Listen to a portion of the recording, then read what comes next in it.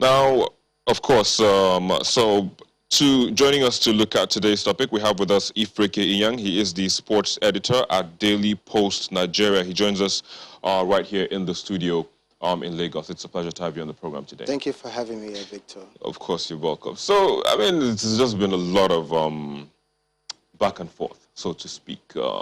People saying, oh, yes, it's good for the sports. People saying, no, it's not good. But, I mean, of course, the European Super League, the controversy around it. I mean, what's your take? For how long has this been coming? If we want to go back in time, we'd have to give credit to former Arsenal manager Arsene Wenger. He first spoke about this in 2009, and he said that something like this was going to happen.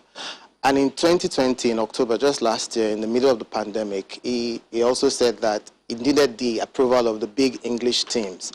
So I think that with his position in FIFA, it got an insight into what was happening. And so for over 11 years, his prophecy was in the making.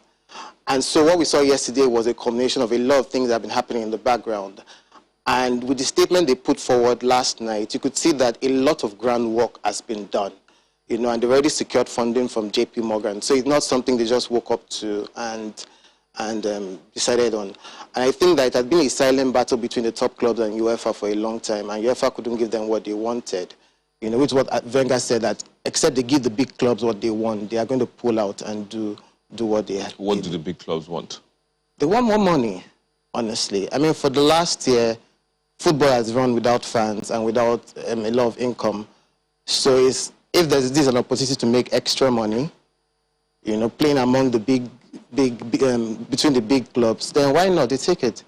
You know, it's about the money. Football is a business, and as long as fans realize that football is a business, and all they can do is buy season tickets or match day kits and all of that, and the big money is where the big money. For a club like Arsenal had to lay off players and even sack the mascot because there's not enough money in the last year. So football owners are really looking for a way to keep clubs above ground. That's what's happening. So, but a lot of people are against this. I mean, they say it's detrimental to the fans. I mean, how true is that? I think it's just a big emotional festival, really. I'm not for or against the Super League, but I think the reaction from last night, I don't even know where I stand on it, but I understand both sides of the argument and why they're making it. But, you know, for the longest, VAR in England has been killing football, you know, and you get money in England based on the position you finish in. So if a person is responsible for a VAR decision that costs you $1 million or $5 million, nobody bats an eyelid, and VAR is doing this every week. Nobody's batting an eye-league. So why do we come to why do we decide that suddenly Super League is going to destroy football, our club's values and tradition? And I mean, even the Premier League is a breakout league. That's what we are not saying, because in '92 they broke out from a league because of a lucrative TV deal. So what are you saying? This is basically history repeating itself. Exactly, I was going to go. I mean, that means there's a history to all of this. Yes, so it's just that somewhere. Every time this happens, a side is threatened, and a side has something to benefit from it. So obviously, this noise is coming from the people that are threatened, which is basically UEFA. Because the last I read, FIFA is in discussions with these clubs about admitting them to the Club World Cup. So it's really UEFA that is threatened, and the Premier League, of which, I mean, there's a precedence to this. So it's not something new. They just feel threatened that they can see history repeating themselves, and they're on the wrong side. Well, I mean, if going by this history, I mean, the Premier League since '92, I mean, it's grown and grown bigger, you know, more attractive. I mean, shouldn't that be like some form of, okay, like it's been done before, and, you know, we might be doing it in a similar fashion. So, you know, what is happening is that worries over the whole incident. What's happening is that the Premier League, they are feeling sidelined.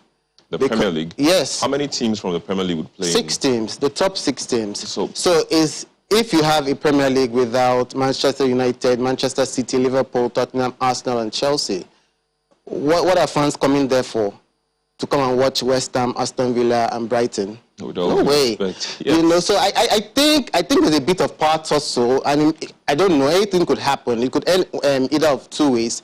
Either the Super League actually comes and blows everything away, or there's a sort of negotiation with because I was the EPL or UEFA, and then, because those are the 2 competitions. Because how is it going to work?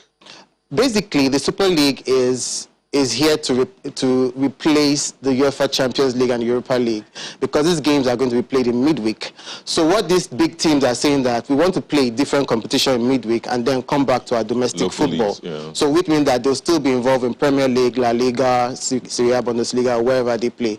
But the Premier League doesn't want that, because again, the Big Six will be getting a check of like $400 million each.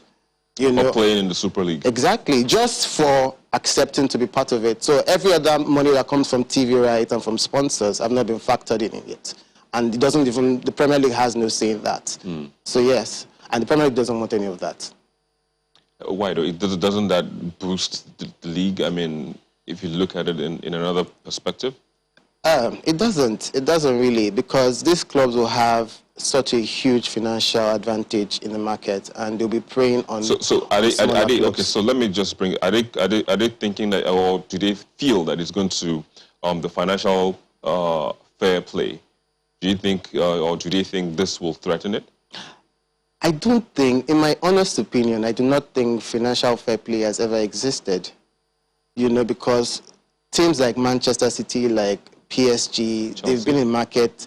Not really Chelsea. Chelsea have been quite prudent, I mean, their summer splash last year was because they got a bounty off Real Madrid. So they've been quite careful with their finances. But Manchester City and PSG, for instance, have been making some very snide moves in the market.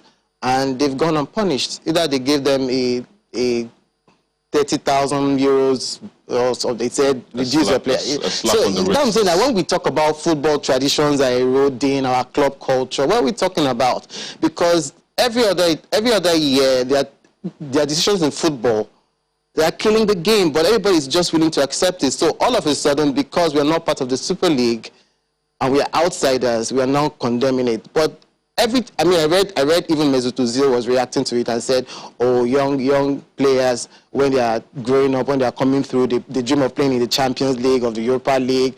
I'm like, dreams even evolve, because the next generation can actually be dreaming about Super League. Again, I'm not making a case for them, but I understand the reality of the situation and that clubs have to look after themselves. So, well, clubs have to look, like you said, it's a business, so yes. Indeed they have to look after themselves. But so now I think we kind of dwelled more on, apart from the fact that they're getting bigger checks and maybe playing in some form of an elite competition now, like an elite, because we have the very best of the very best. Of course, because we have the Champions League where you have, the champions come. So this is like the elites of the elites. Yeah. What other pro can you take from this?